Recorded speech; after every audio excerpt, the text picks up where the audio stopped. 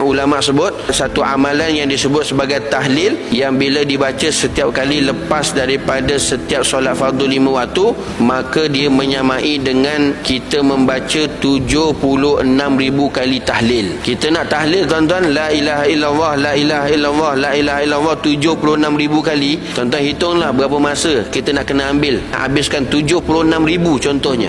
Tetapi sekadar kata ulama kita dapat membaca la ilaha illallah Muhammadur Rasulullah fi kulli lamhatin wa nafasin adada ma wasi'ahu ilmullah, maka itu seolah-olah kita membaca sebanyak 76,000 kali tahlil.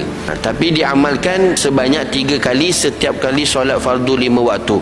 Biasa kita dengar ni tuan-tuan, bacaan ni biasa kita dengar, jadi nak hafal pun mudah. Maka disebutkan dalam kitab-kitab ulama, barang siapa yang mengamalkan tahlilnya tadi, la ilaha illallah Muhammadur Rasulullah fi kulli lamhatin wa nafasin adada ma wasi'ahu ilmullah, sebanyak 3 kali setiap kali selepas solat fardu, menyamai dia membaca sebanyak 76,000 kali tahlil. Mana tahlil? Iaitu la ilaha illallah. Itu yang digandakan bacaan ataupun amalan yang menggandakan pahala.